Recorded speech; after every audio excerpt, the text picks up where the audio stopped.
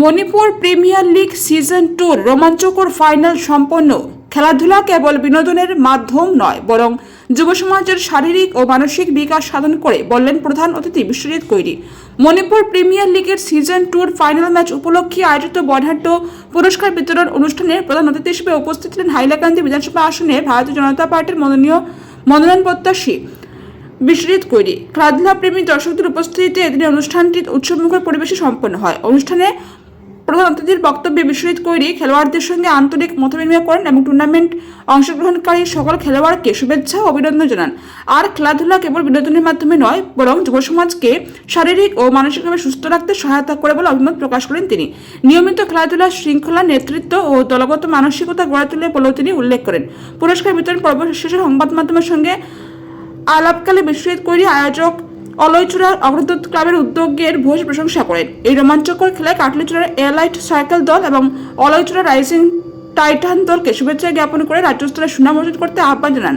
তিনি বলেন, এমন ক্রীড়া আয়োজন গ্রাম ও শহরের প্রতিভাবান খেলোয়াড়দের সামনে এগিয়ে আসার সুযোগ করে দেয় এবং সমাজে ইতিবাচক বার্তা পৌঁছে দেয়। এদিন অনুষ্ঠানে উপস্থিত বিশিষ্ট ব্যক্তিবর্গও বক্তব্য রাখেন এবং মণিপুর প্রিমিয়ার লিগ সিজন 2 সফল আয়োজনের জন্য আয়োজক কমিটিকে ধন্যবাদ ও কৃতজ্ঞতা জানান। Bureau report. और हमारे अतिथियों का वरण करें, उनका सम्मान करें और स्वच्छतम बढ़ाई से भी आग्रह है।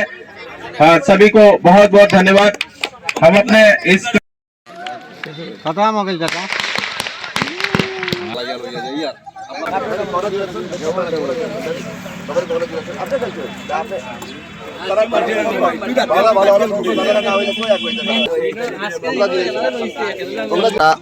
মণিপুর প্রিমিয়াম লিগ সিজন 2 ফাইনালে উপস্থিত হয়েছি এজ এ গেস্ট হিসাবে, এবং আজকে আমরা দেখেছি যে আমরা ইলাইট সার্কেল 8 উইকেটে এখানে জয়ী হয়েছে। এই প্রতিযোগিতা সিজন 2 খুব ভালো খেলা হয়েছে এবং যে আমাদের টিম ছিল রাইজিং টাইটান্স, ওনারা 118 রান 118 রান ফার্স্ট ইনিংসে করেছিলেন এবং যে ওনার বিপরীতে ইলাইট সার্কেল ওরা 7 ওভারে 2 উইকেট 1 উইকেট গাঁয়ে এই ম্যাচটি জিতলো এবং খুব ভালো খেলেছে মালাকার বরুণজ্যোতি মালাকার। ওনার উজ্জ্বল ভবিষ্যতের কামনা করি, যেহেতু আমাদের লোকাল ছেলে, কাটলিচড়ার ছেলে। উনি 22 বলে প্রায় 70 উপরে রান করেছেন।